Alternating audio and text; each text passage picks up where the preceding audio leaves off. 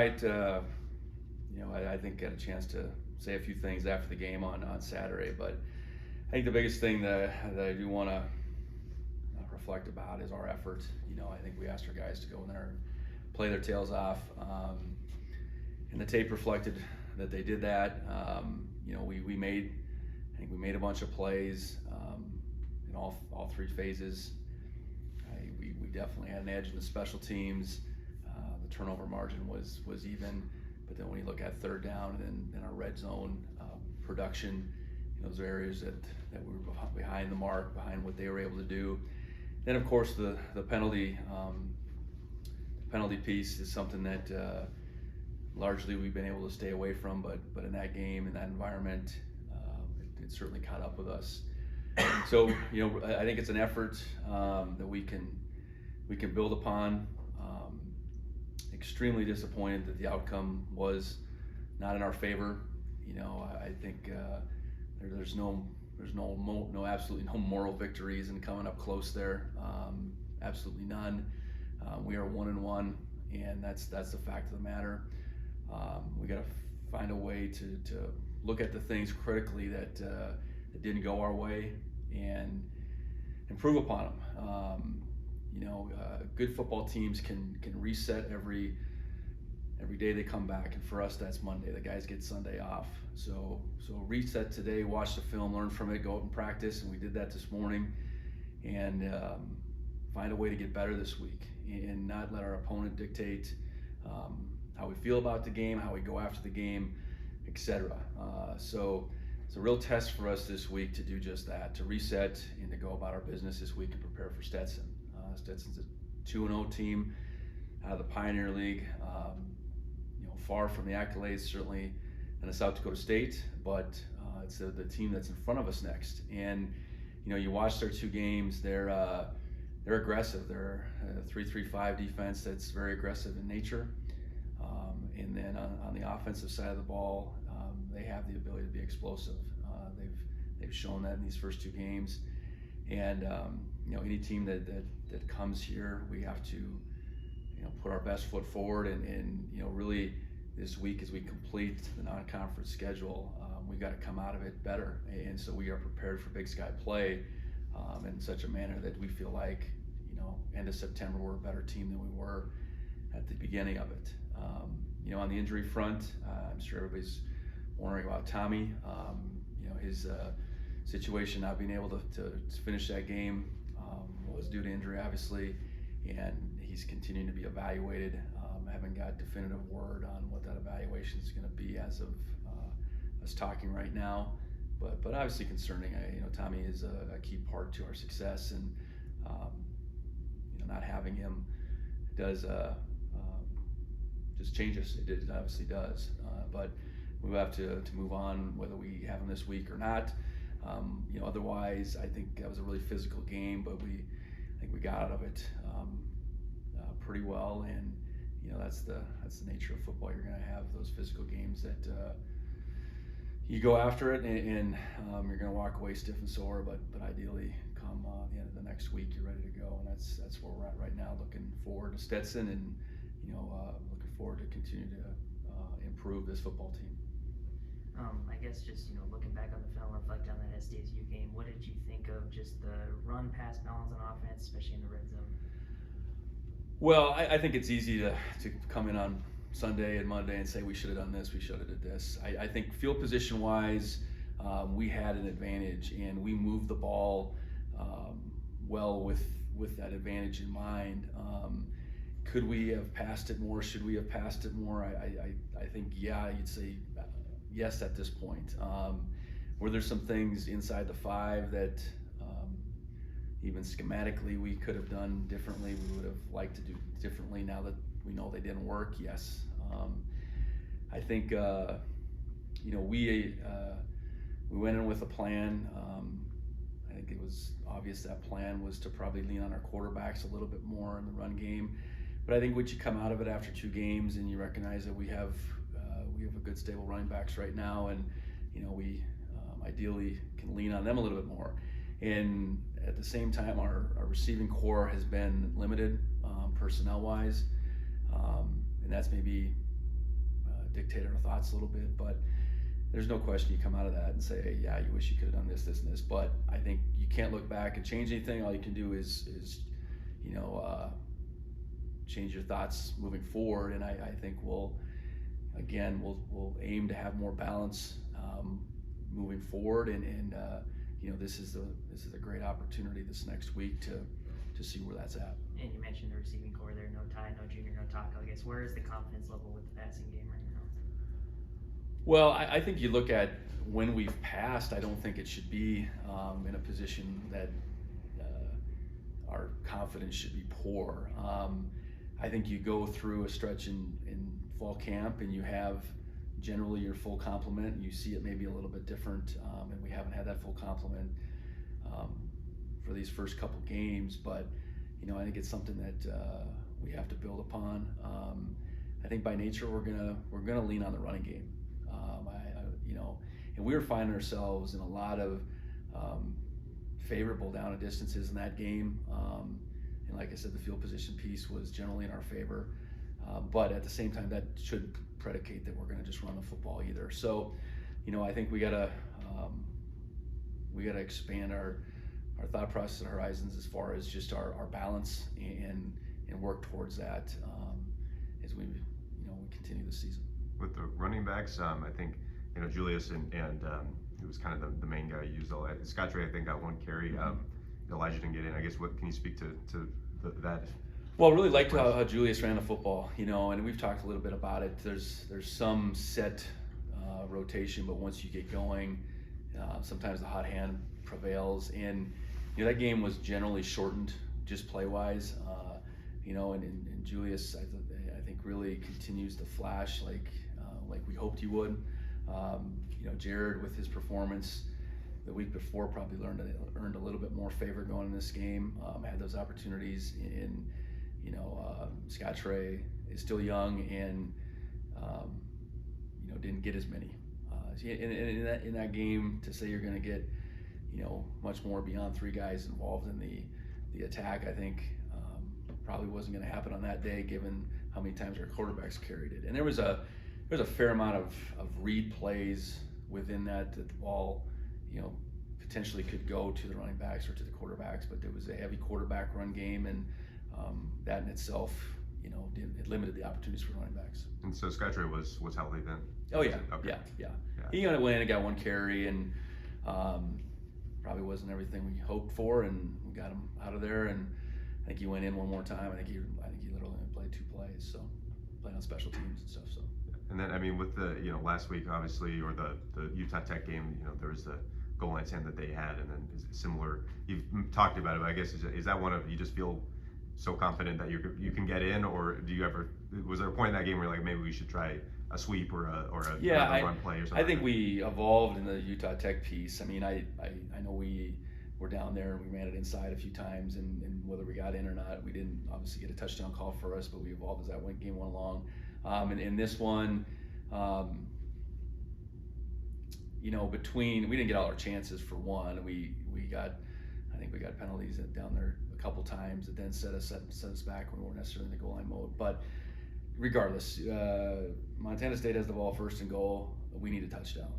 We need a touchdown first down, and we got to figure out a way to get that done. And if that's getting the ball outside, if it's throwing the ball, we got to be able to do that. And we didn't get it done in that game. That's terribly unfortunate, because you block a punt and you have all the momentum there to grasp in your hand, and then you settle for a field goal. You give a bunch of it back, So that was a really poor sequence for us, and I know there was a penalty within that as well. So yeah, there's no doubt I think we can hand the ball off to our running backs more down there. We don't need to rely on the quarterbacks to score, and we got the means to be able to put the ball in different places. We just didn't in that game.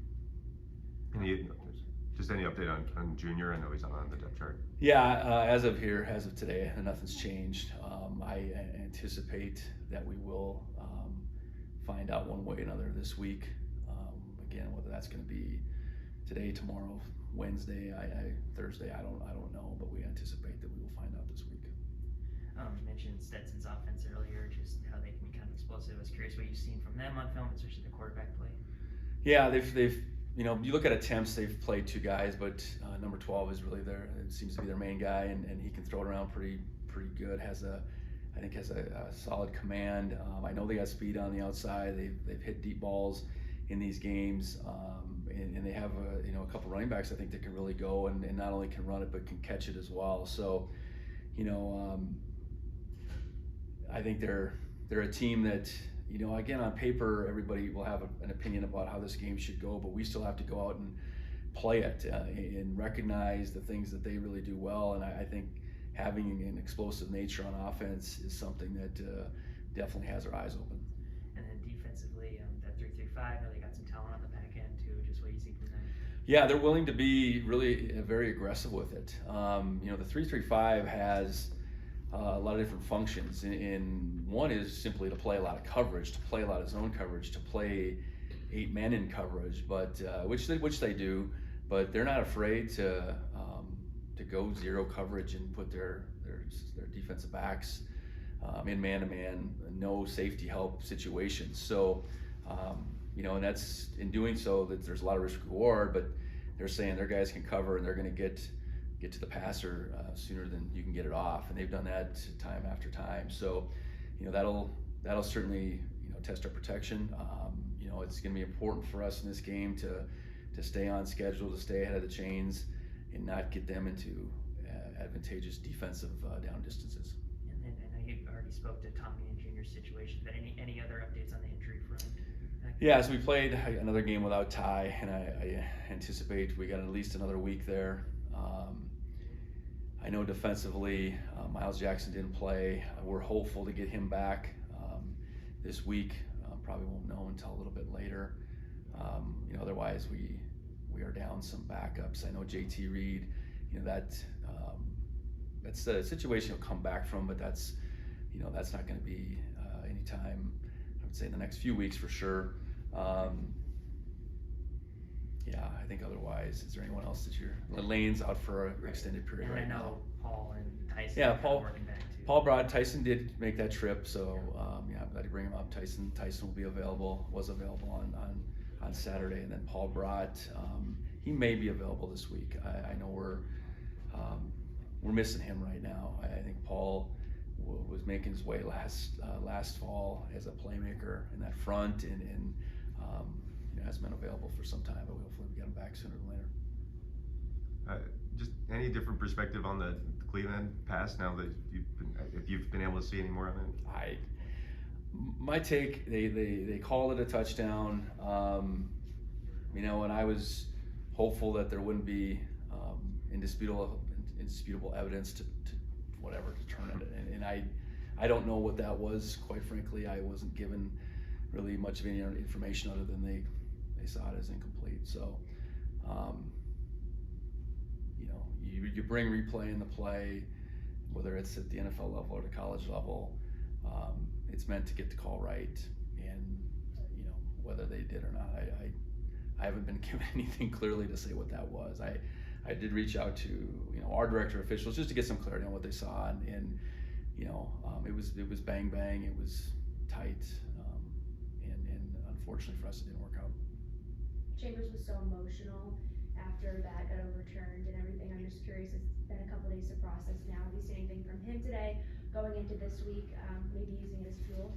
Oh, I think so. I think it's just one of those games where you're so emotionally invested beyond the physical component, and you know, there's the minutes that went off there while they're reviewing it that you know, in some ways you think you pulled a miracle out, and you know, that would have been fairly miraculous had we won in that fashion. So I think it's the emotions of it. You just ride that wave and you pour so much into it, but he's a veteran like a lot of our guys are, so they know that, you know, you can't change that outcome. That outcome has been determined, and all you can do is move forward, and I thought we had a pretty good reset by the team this morning. Anything else? Just one more on the defense. You know, I think first shutout against South Dakota State that they've had since 2015. What have you seen just more than you've already said about just how improved that group has been since last season. Oh, well, I think in that game against a really good opponent, we were disruptive up front, and we've been disruptive up front. But we were in that game, whether that's in the run game or creating some opportunities to sack the quarterback, put pressure on the quarterback. I think we're playing very well right now within the scheme assignment-wise. Where we're trusting one another at a good rate. Now, we didn't make all the plays in that game. We missed some open field tackles. There was times, when they got some. It wasn't that they were getting pushed so much up front, but they were, they got good running backs and they were getting 4, 5, 6 yards. I think some of those runs they popped off at the beginning of the third quarter was a very big stretch for them. And we had guys in position on a couple of those, and we just didn't knock it down. But we expected them to come out of halftime with some energy. But then what I was really pleased, I think our defense responded a couple times in that second half and got stops. And ultimately we take a lead, and then it takes them 2 plays to score. So we still haven't quite figured it out. I mean, I think it's we played, I think, really good defense down the stretch.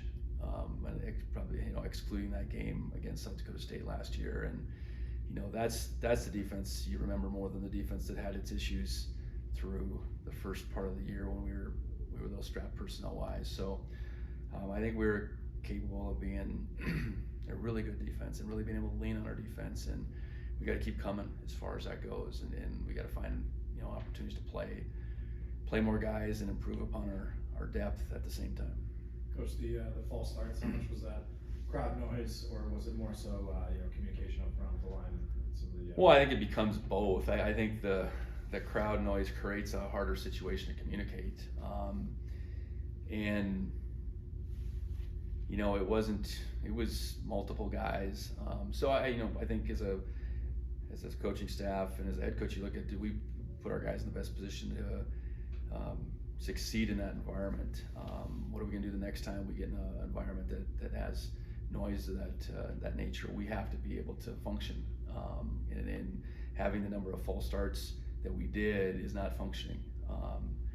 You might have 1 or 2 with a guy being antsy, whether you're home or away, but to have that many, we gotta fix that. We gotta be louder at quarterback. We gotta be more dialed in to the trigger we need to hear, and that just wasn't happening at the rate it needed in that game, and it cost us.